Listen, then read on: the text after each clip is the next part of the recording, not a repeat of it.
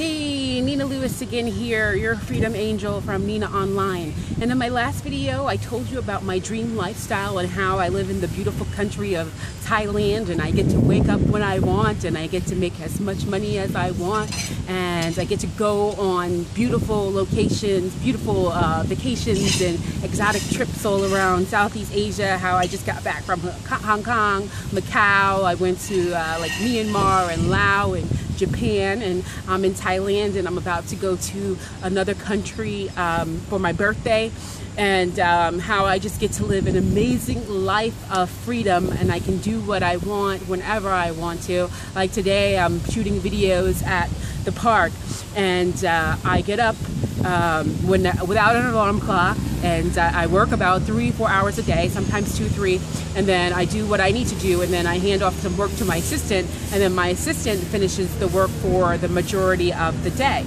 But I want to tell you that my life wasn't always this way. A few years ago, I was actually, when I started my business in 2008, because I got laid off from my corporate job because of corporate takeover, all that kind of jazz, right?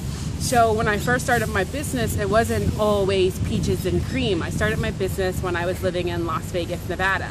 So I would go out and market for clients, and I would get up every single morning, and it would be, I didn't have a car at the time because, yeah, my car got repoed when I got laid off, all that kind of stuff. So I had to take the bus, and you know how those breakfast meetings are 7 o'clock in the morning, and I live far. I didn't want to give up my luxury apartment at the time, so I lived far.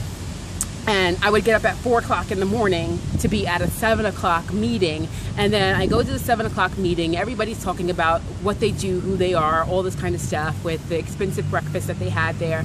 And by the end of the meeting, I would not have any leads or any sales, so I would have to go back home by bus, and that would take me another 2 hours. So I would get home by like noon, and I will be all sweaty, all tired, all disgruntled, and the worst of all, I wouldn't have any leads or any sales. So I'm sitting here, and I did this for a long time. Don't get me wrong, because I did get some clients from networking, but it wasn't at the pace that I wanted to get my business really off the ground. So most of the days I would be wasting like 4 or 5 hours a day just in travel time and going to networking event after networking event with like a chicken with my head cut off, and I would meet different millionaires and business owners, and they would only want to trade and pay me in yogurt and vitamins, and I was so discouraged because I saw all my peers, they were like making a killing, and I'm like, what am I doing wrong? I'm hiring the right coaches, I'm investing, I'm doing everything my coaches are telling me to do, and nothing is working for me.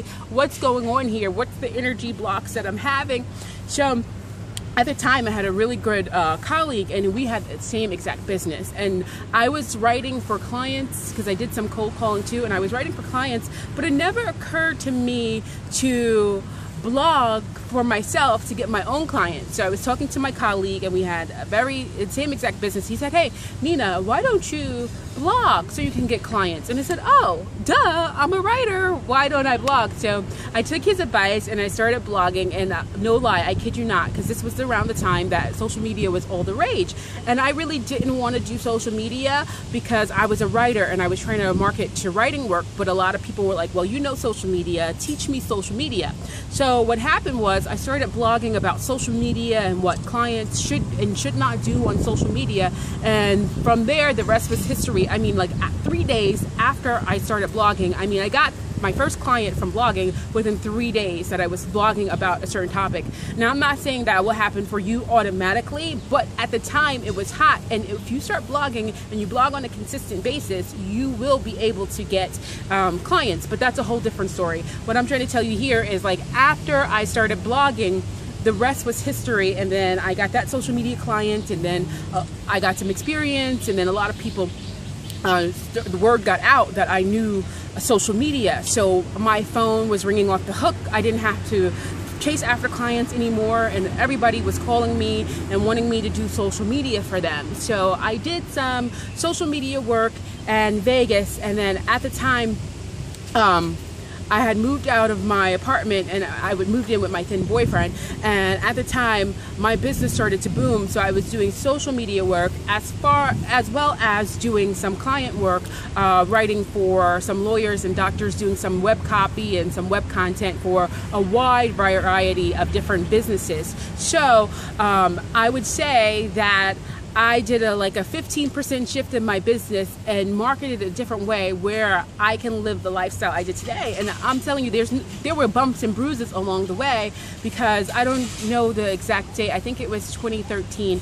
At some time, I don't want to say I was tired of Vegas, but I knew I wanted something different. I wanted to move to Austin, Texas, because they said it was like a good digital nomad place, not digital nomad, but a good place for entrepreneurship and startups. So my relationship fizzled with my love, and shortly after I moved back to New York to visit my family, and I was miserable. I was in New York for 6 months, and I mean, I love being around my family, but I was miserable. I cried every single day. I have beautiful nieces and nephews, and I was living on my sister's couch, and at that time, I was living on my sister's couch. I had still some clients coming in, but my clients were fizzling down after my little success, and I was just unhappy. I just had a bad breakup. I lost some clients, and then my nieces and nephews, I would get up and there would be like Barbie dolls in my shoe or some kind of crayons in my shoe, and like every morning, one day I woke up and I just started crying, and my sister's like, "What are you crying?" Then I'm like, "There's Barbie dolls in my shoe. I can't live like this." And she's like, "Get a grip," you know?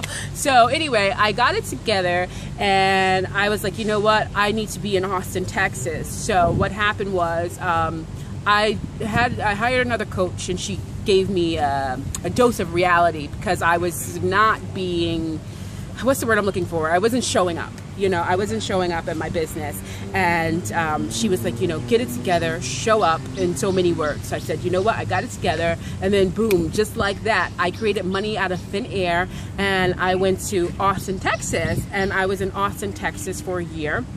And I had some limited beliefs, because Austin is a whole different ball game. So I had some kind of like self-doubt, because everybody in Austin was like so super brilliant. And I'm like, what do I have to bring to the table? Then I talked to one of my girlfriends who also had the same business as mine. She's like, Nina, what are you talking about? When you were in New York, you had Austin clients. So just because you're in Austin and you're around your peers, get to know them and connect with them.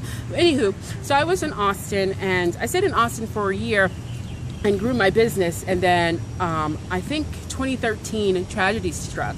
My sister, unfortunately, she passed away, and she passed away at a very young age, 33, and that's the age I am now, for a few more months until my birthday, 1 month, right? But anyway, that's the age I am now. But on a serious note, she passed away, and I went back to New York to go to the funeral and stayed with my family for a few days. And after that, I didn't stay in New York. I could have, but I went back to Austin. I don't know why I went back to Austin, but I went back to Austin. And after I went back to Austin, I found myself in I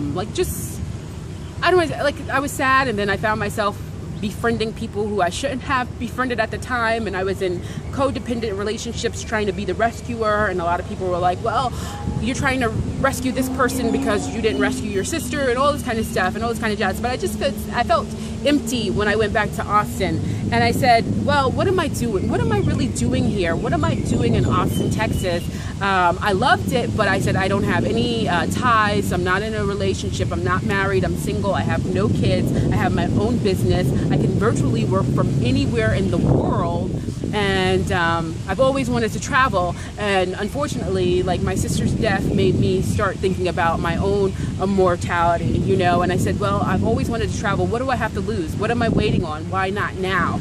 And at first I wanted to go to Argentina, because I speak Spanish and I just like the culture of Argentina, but I'm very spiritual, and there were so many things that were leading me to Thailand. It was just like Thailand, Thailand, Thailand, Thailand, and I just said, what's going on here? And I wanted to follow spirit, and I went to Thailand, and I've been in Thailand for about a year now, and I'm loving it. I get, as you know, I get up when I want. I have my own business, I have my clients, I make the money that I want to make for me, and that suits my lifestyle, because I'm very, I don't want to say, my friends think I'm frugal, and I guess you could say that I'm probably frugal, but that's just who I am. I don't buy expensive things. Like, I just travel and buy massages. I'm not against expensive things because I'm a Leo, whoop, whoop, you know, but it's not something that I do on a consistent basis, you know. So I'm not the kind of person who goes and buys a handbag for like $300, $400. And I'm not saying there's nothing wrong with that. If you're that kind of person, cool, because at one point when I want to treat myself, I will, and I can do that, but I'm not that kind of person. So most of the time I'm just traveling and massage and food, as you can see, you know. So traveling, massage, and food, that's what I love to do. And then I like spending my money on experiences. So I travel out of the country and within the country and treat my friends sometime, or give my friends when I can. So that's like how I like to spend my money.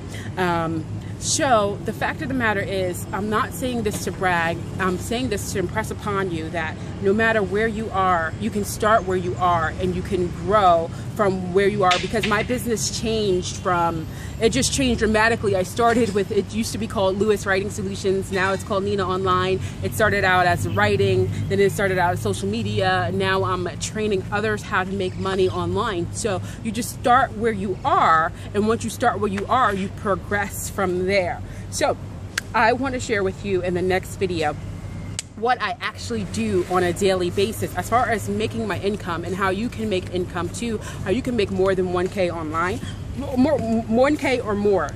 There's no cap on how much money you can make online. It's up to you, your lifestyle, your choices, what you want to do, how you want to make money. If you want to make money for savings, if you want to make it for traveling the world like I do, if you want to save for a new house, a new car, to your kids' college fund, whatever you want to do, I'm telling you, it's possible and you can do it online. So stay tuned for the next video, and I'll get into the nitty-gritty of what I actually do for myself as far as generating income, and how you can start generating income for yourself too online. Until next time, Nina Lewis signing out. Talk to you later. Bye.